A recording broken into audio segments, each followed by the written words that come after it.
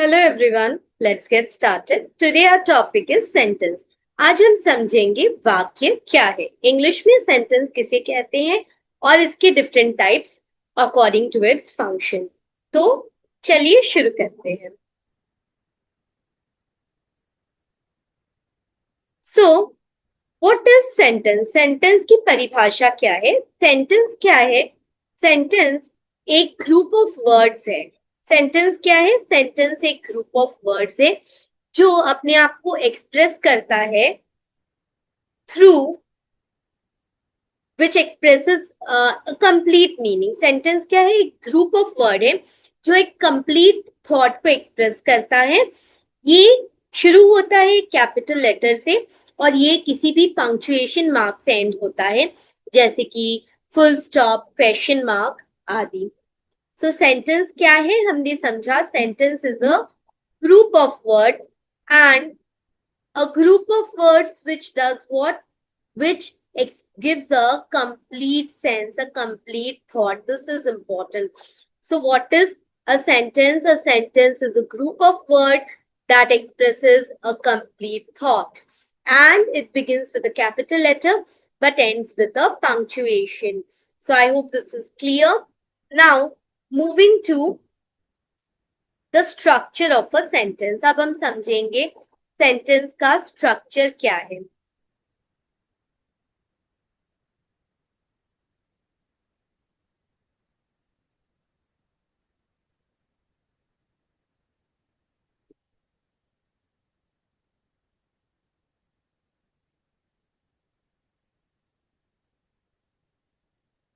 अब हम समझेंगे सेंटेंस का स्ट्रक्चर क्या है।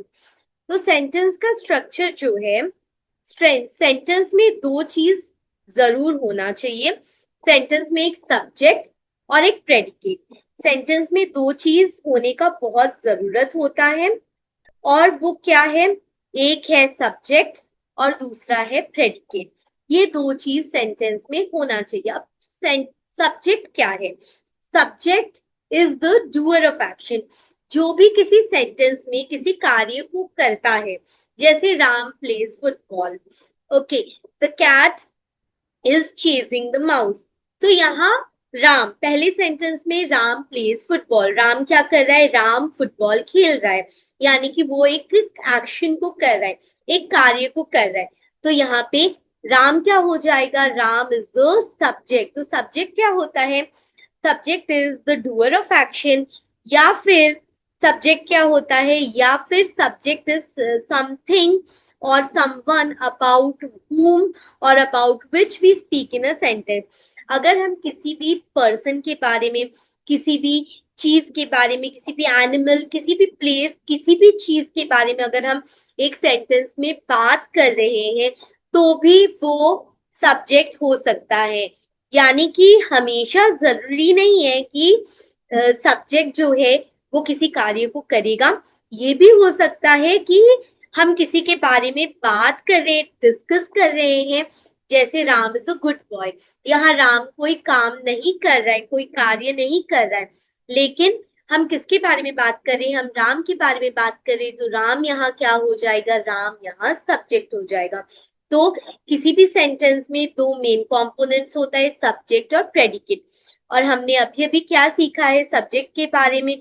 हमने अभी अभी सब्जेक्ट के बारे में सीखा है कि सब्जेक्ट जो है, या तो ये किसी कार्य को करेगा, ये डूअर ऑफ एक्शन होगा, या फिर ये वो चीज होगा जिसके बारे में हम बात करेंगे, अबाउट विच वी स्पीक, जिसके बारे में हम बात करेंगे उसको भी हम सब्जेक्ट में ही काउंट करेंगे।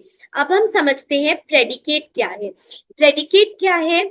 जो भी सब्जेक्ट को छोड़ के सेंटेंस में जो भी पार्ट रहेगा उसको हम लोग प्रेडिकेट बोलेंगे। जैसे Ram is a good boy, तो यहाँ सब्जेक्ट क्या है? राम, जिसके बारे में हम बात करें। सब्जेक्ट को हटा के इज अ गुड बॉय पूरा का पूरा प्रेडिकेट हो जाएगा।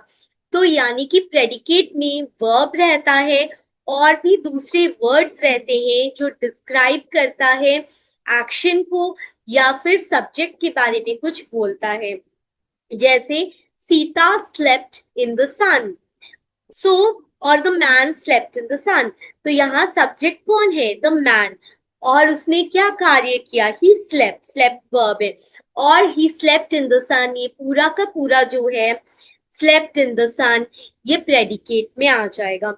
तो प्रेडिकेट क्या हो जाएगा? प्रेडिकेट की जब हम बात करेंगे, सब्जेक्ट हमने अभी समझा है डूअर ऑफ एक्शन, या फिर वो चीज या वो वस्तु जिसके बारे में हम बातचीत करें। अब प्रेडिकेट क्या है? प्रेडिकेट जो है, predicate is verb plus the rest of the sentence, verb plus the rest of the sentence, इसको हम क्या बोलेंगे? Verb plus rest of the sentence को ही हम verb plus the rest of the sentence is known as the predicate. So, I hope the core components of a sentence are clear. तो sentence में दो components होना ही होना है, एक है सब्जेक्ट और दूसरा है प्रेडिकेट। सब्जेक्ट जो किसी कार्य को करता है, डूअर ऑफ एक्शन, या फिर जिसके बारे में हम बात कर रहे हैं, और अ पर्सन और a thing about which we talk or which is being discussed. Like Ram is a good boy and Ram plays football. तो जहां हम Ram plays football बोलते हैं, राम वहां कार्य को कर रहा है, राम सब्जेक्ट है। और अगर हम बोलेंगे Ram is a good boy, तो यहाँ पे राम कोई कार्य नहीं कर रहा है, but we talk about Ram, इसीलिए उसे सब्जेक्ट माना जाएगा। देन प्रेडिकेट, वर्ब और बाकी का rest of the sentence, subject को छोड़ के जो भी पार्ट है, वर्ब और रेस्ट ऑफ द सेंटेंस, इसको हम क्या बोलेंगे? इसको हम बोलेंगे प्रेडिकेट। अब moving to the part that is the four main types of sentence. हम चार मेन प्रकार के सेंटेंस या वाक्य पढ़ेंगे according to their function. Structure के हिसाब से सिंपल कॉम्प्लेक्स कंपाउंड हम लोग बाद में सीखेंगे। अभी हम सीखेंगे four main types of sentence based on it's function. तो ये क्या क्या है? सबसे पहला है डिक्लेरेटिव, दूसरा है इंटरोगेटिव, तीसरा है इंपेरेटिव, और चौथा है एक्सक्लेमेटरी। हम वन बाय वन इनको समझेंगे। Let us move forward. So सबसे पहले डिक्लेरेटिव सेंटेंस। डिक्लेरेटिव सेंटेंस को एक और नाम से जाना जाता है। डिक्लेरेटिव सेंटेंस को हम असर्टिव सेंटेंस भी बोलते हैं। डिक्लेरेटिव को हम लोग असर्टिव सेंटेंस भी बोलते हैं। तो डिक्लेरेटिव सेंटेंस जो है ये क्या है? ये वो सेंटेंस है जो किसी फैक्ट, किसी तथ्य के बारे में हमें बताती है, which is used to state a fact or to share an information, to make a simple statement, to offer any explanation, या फिर टू एक्सप्रेस एनी ओपिनियन। तो अगर हमें किसी भी फैक्ट के बारे में बोलना है, जैसे कि sun rises in the east, हम सबको पता है sun rises in the east, the shape of the earth is oblate spheroid, ये सारी बातें हमें पता होती है। तो ये सारे फैक्ट्स को स्टेट करने के लिए, व्यक्त करने के लिए जिन सेंटेंस का यूज होता है, उसे हम क्या बोलते हैं? उसे हम डिक्लेरेटिव सेंटेंस बोलते हैं। डिक्लेरेटिव सेंटेंस किसी इंफॉर्मेशन को शेयर करने के लिए भी यूज किया जा सकता है। जैसे my brother is visiting my house tonight. Then to offer any explanation, किसी चीज का एक्सप्लेनेशन देने के लिए, I could not help you as I was not well, ये इसमें भी हम डिक्लेरेटिव सेंटेंस यूज करेंगे। या फिर opinion, I do not like T. तो अगर हमें ऐसा कोई भी सिंपल स्टेटमेंट देना है, या किसी फैक्ट, किसी तथ्य को व्यक्त करना है, कोई इंफॉर्मेशन शेयर करना है, कोई एक्सप्लेनेशन देना है, तो हम क्या यूज करेंगे? हम यूज करेंगे डिक्लेरेटिव सेंटेंस का। ये जो है मोस्ट कॉमनली यूज सेंटेंस है इंग्लिश लैंग्वेज में, और ये हमेशा एक proper punctuation mark, period punctuation mark से खत्म होता है। जैसे कि फुल स्टॉप आप देख सकते हैं, जैसे कि फुल स्टॉप, जैसे कि जैसे यूजुअली हम फुल स्टॉप ही यूज करते हैं इसमें।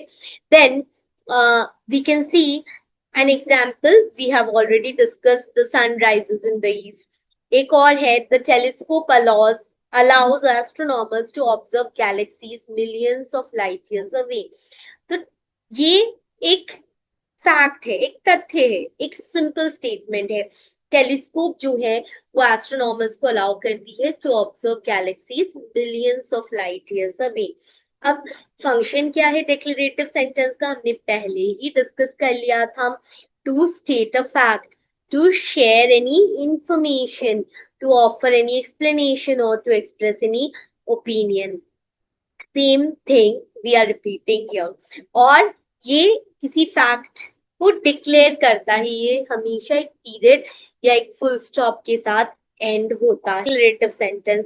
अब जो डिक्लेरेटिव सेंटेंस है, डिक्लेरेटिव सेंटेंस जो है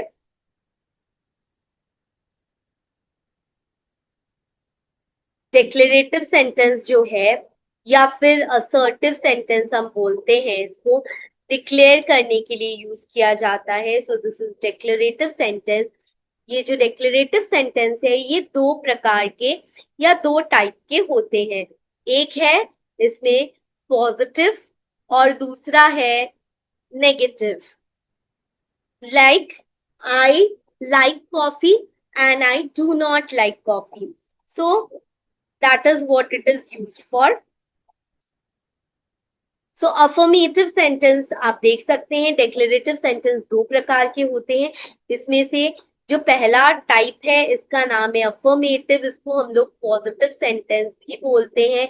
it state something that is a case that is positive, like the sun rises in the east. जो है, जो तथ्य है, जो पॉजिटिव स्टेटमेंट है, जो हो रहा है, जो होगा, उसे व्यक्त करने के लिए हम अफर्मेटिव सेंटेंस का यूज करते हैं। दूसरा है नेगेटिव सेंटेंस। नेगेटिव सेंटेंस जो है ये उस चीज को व्यक्त करने के लिए यूज किया जाता है which is not the case, या फिर नेगेट करने के लिए। Like when you say the sun rises in the east, it means that the sun does not rise in the west. तो हमने इसी सेंटेंस को नेगेट किया है। आप देख सकते हैं using the word not, never, no, so these are known as negating. किसी भी चीज को हम नेगेट कर रहे हैं। So I hope it is clear. Declarative या फिर असर्टिव, बिकॉज ये फैक्ट को असर्ट करता है इसीलिए हम इसे असर्टिव भी कहते हैं। डिक्लेरेटिव या असर्टिव सेंटेंस दो प्रकार के होते हैं। Affirmative sentence. इंटरोगेटिव सेंटेंस क्या है? इंटरोगेटिव सेंटेंस वो सेंटेंस है जो क्वेश्चन पूछने के लिए यूज होता है। इंटरोगेटिव सेंटेंस क्या है? इंटरोगेटिव सेंटेंसेस वो सेंटेंस है जिसको हम क्वेश्चन पूछने के लिए यूज करते हैं। आप देख सकते हैं interrogative sentence is used to ask a question in order to gather information और सीक क्लैरिफिकेशन। हम कोई क्वेश्चन पूछते हैं किसी चीज के बारे में इंफॉर्मेशन गैदर करने के लिए, या फिर कोई क्लैरिफिकेशन मांगने के लिए हम इंटरोगेटिव सेंटेंस का इस्तेमाल करते हैं। तो इसका फंक्शन क्या है? कोई इंफॉर्मेशन मांगने के लिए, like can you please tell me the way to the hotel, या फिर किसी चीज का clarification, like did you cheat in the exam, so yes और नो यहाँ पे उसका उत्तर आएगा। तो इंटरोगेटिव सेंटेंस क्या है? इंटरोगेटिव सेंटेंस जो है ये इंफॉर्मेशन गैदर करने के लिए या फिर क्लैरिफिकेशन के लिए यूज होता है, और ये हमेशा एक क्वेश्चन मार्क से ही एंड होता है। Like could you explain how the new software update will affect our daily workforce? So here you are trying to gather information regarding something।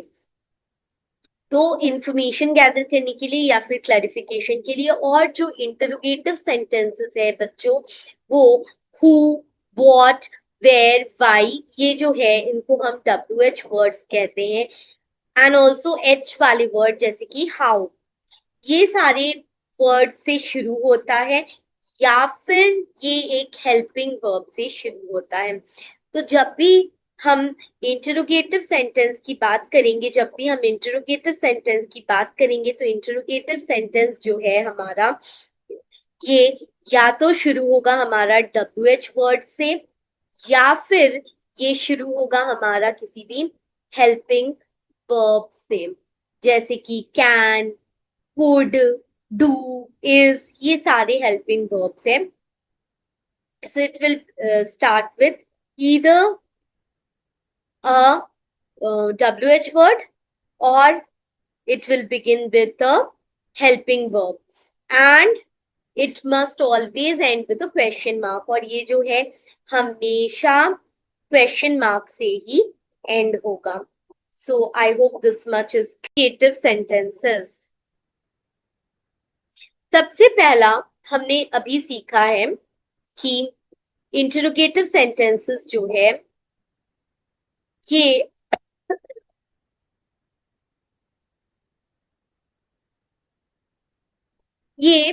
हमें किसी इंफॉर्मेशन गैदर करने के लिए यूज होता है या फिर कोई क्लैरिफिकेशन सीख करने के लिए. तो यहाँ पे हम देखेंगे कि सबसे पहला टाइप है यस नो क्वेश्चन. ये यस नो क्वेश्चन क्यों यूज होता है और ये यस नो क्वेश्चन क्या है, let us understand this yes no question. तो ये जो यस नो क्वेश्चन है ये ऐसे प्रश्न होते हैं, ऐसे क्वेश्चंस होते हैं जिनका जवाब सिंपली यस या नो में दिया जा सकता है. Like did you steal the food, do you have the keys to the car, did you do your homework.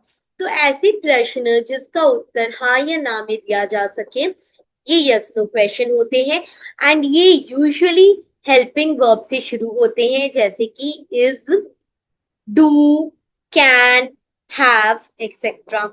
So is be form of verb से आता है, then do, can, have. So do you have the keys to the car? Can you help me? Yes या no. Do you like mathematics? Yes या no. Have you done the homework? Yes या no. तो ऐसे सवाल जिसका उत्तर हाँ या ना में दिया जा सके ये यस नो टाइप होता है इंटरोगेटिव का. और ये जो प्रश्न है ये शुरू होते हैं किसी हेल्पिंग वर्ब से जैसे कि इज, डू, कैन, हैव इत्यादि. अब हम बात करते हैं next type of interrogative questions की जो कि है WH क्वेश्चंस. तो जो ये WH क्वेश्चंस है ये ओपन एंडेड है यानी कि इसका जवाब आप अपने हिसाब से इसका उत्तर दे सकते हैं, इसका कोई फिक्स्ड फ्रेम नहीं होता. तो WH मैंने अभी आपको बताया था WH family who, what, where, when, why, which और how. H वाला जो वर्ड है how ये भी WH में ही काउंट होता है. जैसे where do you live, who are you, what were you doing, when did you come to the city, why were you absent yesterday, which one is your book, how old are you.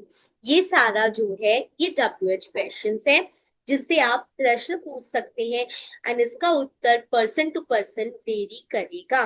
तो WH से शब्दों से ये जो वाक्य है, ये जो प्रश्नवाचक वाक्य है इंटरोगेटिव सेंटेंस का WH टाइप ये शुरू होता है. Now coming to the third type जो कि है ऑल्टरनेट क्वेश्चन. इसको बच्चों हम लोग चॉइस क्वेश्चन भी बोलते हैं क्योंकि इसमें चॉइस दिया जाता है.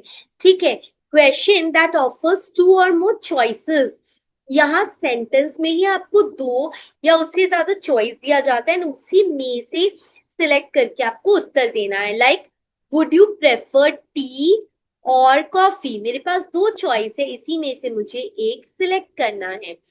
या फिर would you like to visit Ooty, Goa और से Mumbai. So I am giving you two और मोर चॉइस. क्वेश्चन में ही जब दो या उससे ज्यादा चॉइस गिवन हो और आपको उसी में से सिलेक्ट करना है तो इसको हम लोग चॉइस बेस्ड क्वेश्चन या ऑल्टरनेट क्वेश्चन भी कह देते हैं, ऑल्टरनेटिव क्वेश्चंस. अब बात करते हैं फोर्थ टाइप की जो की है टैग क्वेश्चन. टैग क्वेश्चन क्या है, ये भी ये क्वेश्चन का ही एक टाइप है जिसमें एक डिक्लेरेटिव सेंटेंस या स्टेटमेंट रहता है और उसके बाद आपने एक कॉमा लगाना है एंड आपने क्वेश्चन टैग ऐड करना है. क्वेश्चन टैग कैसे ऐड करते हैं और उसका क्या रूल है ये मैं आपको कभी बाद में सिखाऊंगी, अभी शॉर्ट में बताती हूँ. लाइक इट इज, इट्स जो है ये शॉर्ट फॉर्म होता है इट इज का. It is a beautiful day. तो ये सेंटेंस अगर पॉजिटिव है तो हम लोग टैग जो है वो नेगेटिव लगाते हैं, isn't it. एक और इसमें मैं आपको सेंटेंस के द्वारा बताना चाहूंगी, like can you,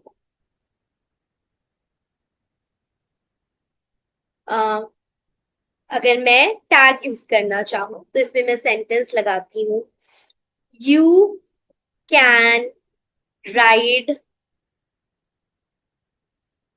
a bike,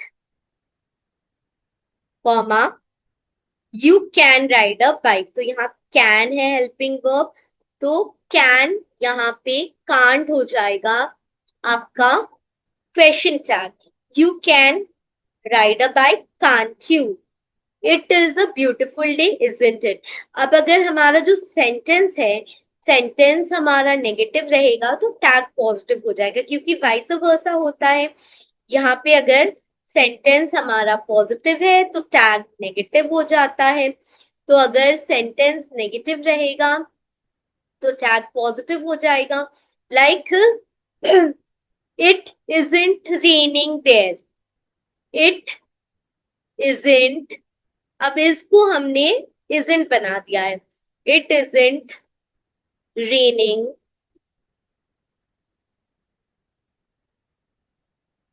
in Mumbai, it isn't raining in Mumbai. इसके बाद हम नीचे कॉमा डालेंगे और क्या लिखेंगे, इजंट जो है ये बन जाएगा is it, and question mark लगाया जाएगा। So I hope it is clear.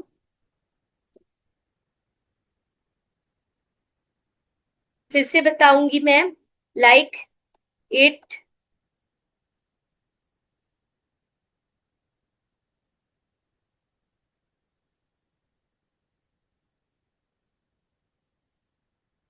It is not raining in Delhi, comma लगाइए, एंड इट इज बन जाएगा isn't, क्योंकि ये नॉट में है तो ये बन जाएगा is it.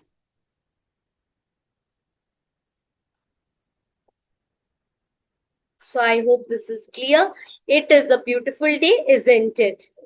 You like to play hockey, don't you? Like this, we will be framing the tag questions. Now, moving to our next part,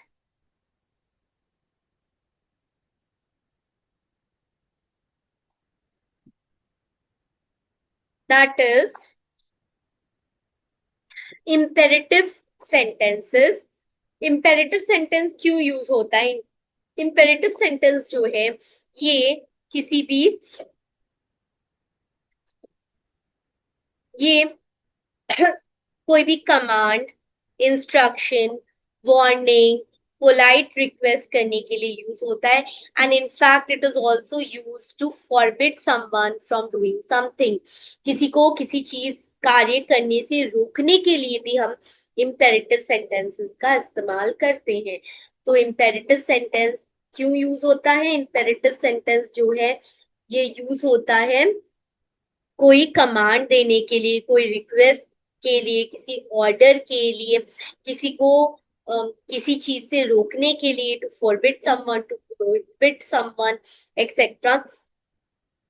ये जो है, अच्छा एक और चीज, इम्पेरेटिव सेंटेंस या तो एक पीरियड से यानी कि एक फुल स्टॉप से एंड होगा, या तो कभी कभी एक एक्सक्लेमेशन मार्क से भी एंड हो सकता है, बट ये एक्सक्लेमेटरी सेंटेंस नहीं होगा। कब हम एक्सक्लेमेशन से एंड करेंगे? जब कमांड जो है वो अर्जेंट है और वो एक स्ट्रॉन्ग इमोशन के साथ डिलीवर किया जाए, तो like attack the enemy my brave soldiers. तो ये एक कमांड दिया जा रहा है एक स्ट्रॉन्ग इमोशन के साथ, तो इसीलिए हम यहाँ पे एक्सक्लेमेटरी सेंटेंस यूज करेंगे। इसका एक और चीज है कि अगर इम्पेरेटिव सेंटेंस में हमें ना बताया जाए कि ये किससे बात किया जा रहा है, who is the person being spoken to, तो हम इम्प्लाई करेंगे कि आप जो श्रोता है, जो लिसनर है, ये आपके लिए it is meant for you. Like if I से शट, इफ आई से शट द डोर, तो अगर मैं शट द डोर बोलती हूँ, यहाँ मैंने किसी का नाम बोला है, राम, श्याम, सीता, गीता नहीं. तो ये शट द डोर जो कमांड है या ऑर्डर है, ये किसके लिए है? ये इम्प्लाइड है कि ये आपके लिए ये कमांड है. टर्म, जैसे पार्क्स में लिखा होता है लिटर नहीं करना है, कूड़ा कचरा नहीं फैलाना है, ये भी किसके लिए है? It is implied that it is meant for you. Moving to the next slide, that is subtypes of imperative sentences. अब हम imperative sentence के subtypes को समझेंगे. imperative sentence का as such जैसे हमने interrogative में सीखा ऐसा subtypes नहीं है, but just depending on the function, like command. अगर किसी को कोई command दिया जा रहा है, asking someone to do something, किसी को कोई command दिया जा रहा है, so in that case, like direct command, stop talking and look at the whiteboard, which the teacher usually always says. Okay, which the teacher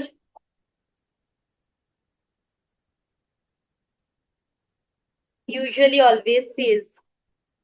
So this is a direct command. Stop talking and look at the whiteboard. Next, you see a polite request. Command जिसमें हम words add करते हैं, जैसे कि please, kindly. ये क्या हो जाता है? ये एक पोलाइट रिक्वेस्ट बन जाता है, like please submit your notebook, please open the door. Then instruction और डायरेक्शन. अगर हम किसी को कोई इंस्ट्रक्शन देते हैं या फिर डायरेक्शन देते हैं किसी कार्य को कंप्लीट करने के लिए, जैसे कि turn left at the next intersection, then drive straight for 2 miles. तो ये हम किसी को इंस्ट्रक्शन दे रहे हैं, किसी को डायरेक्शन दे रहे हैं. That is also imperative sentence. And prohibition, जिसकी मैं बात कर रही थी, प्रोहिबिशन. तो प्रोहिबिशन में क्या है? It is use to prohibit someone, किसी को किसी चीज करने से मना करने के लिए, टू फॉरबिड समवन, या फिर to prohibit someone from doing something, like orders telling someone to do something, yeah, not to do something. Okay, prohibition is not to do something. Not will always be there, like do not smoke, do not trespass, do not walk on the grass. ये क्या हो गया? ये prohibition हो गया.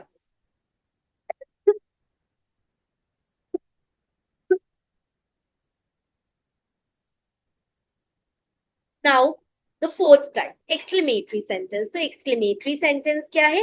Exclamatory sentence वो sentence है जो किसी strong emotion या फीलिंग्स को व्यक्त करता है, जो किसी स्ट्रॉन्ग इमोशन या फीलिंग को व्यक्त करता है, उसको हम क्या कहते हैं?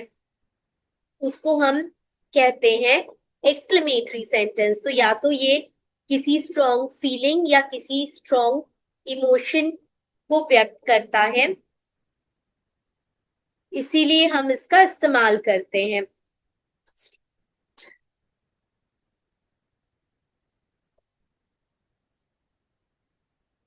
सो जैसे what a wonderful day it is, how bright and sunny it is today. ये सारा एक्सक्लेमेटरी सेंटेंस होता है. तो एक्सक्लेमेटरी सेंटेंस क्या है? एक्सक्लेमेटरी सेंटेंस जो है ये यूज होता है to express a strong sudden emotion या फिर इंटेंसिटी, जैसे कि extreme happiness, surprise, anger, shock. And ये हमेशा एक्सक्लेमेटरी मार्क से ही एंड होगा. तो हमने इम्पेरेटिव में सीखा था, अगर कोई ऑर्डर दे रहे हैं जिसमें फीलिंग्स इन्वॉल्व है, सडन है, इंटेंस है, हम लोग एट टाइम्स यूज करेंगे एक्सक्लेमेशन, लेकिन यहाँ पे ये हमेशा एक्सक्लेमेटरी से ही एंड होगा. Like I can't believe we actually won the championship in the final second of the game. So ये एक स्ट्रॉन्ग इमोशन को एक्सप्रेस कर रहा है. I can't believe we actually won the championship in the final second of the game. Hence exclamation mark use हो रहा है.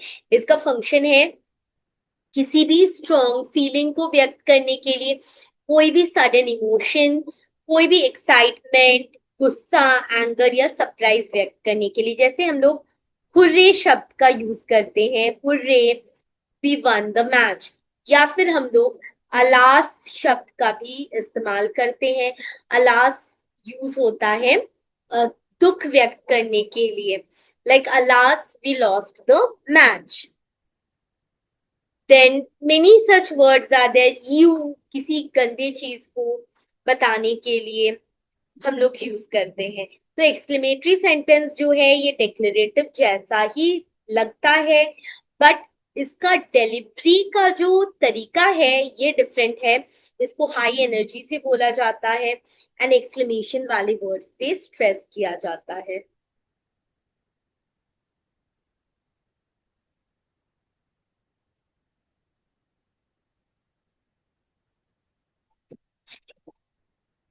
Now सब टाइप्स ऑफ एक्सक्लेमेटरी। अब एक्सक्लेमेटरी सेंटेंस के भी दो सब टाइप्स हैं जो हमने जल्दी से सीखना है।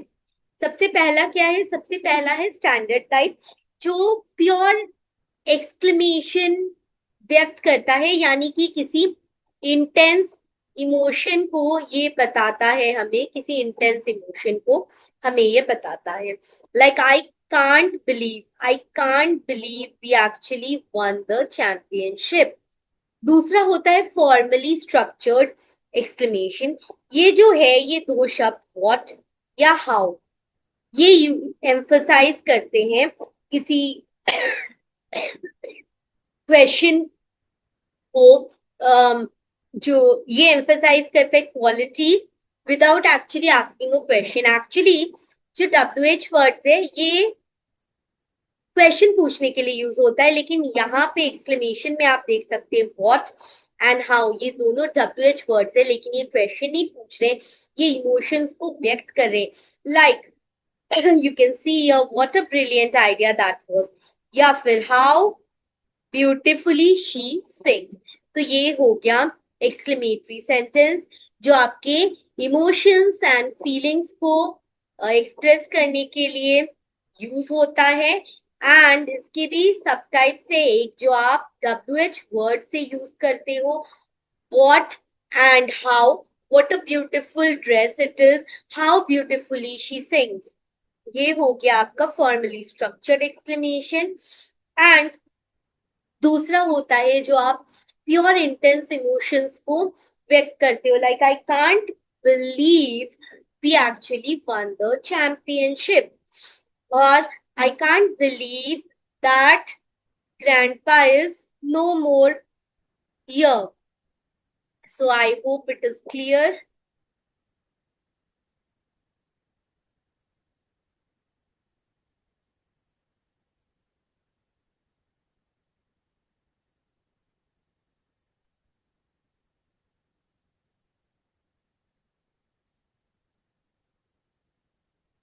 I hope this is clear. Now moving to the next slide, which is a quick summary of whatever we have studied today. हमने अभी जो जो सीखा है हम उसका एक क्विक समरी अभी सीख रहे हैं। जो भी हमने सीखा है उसका एक क्विक समरी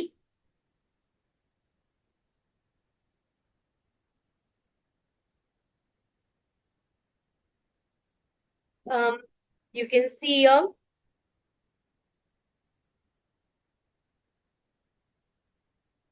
सबसे पहला सेंटेंस का टाइप डिक्लेरेटिव।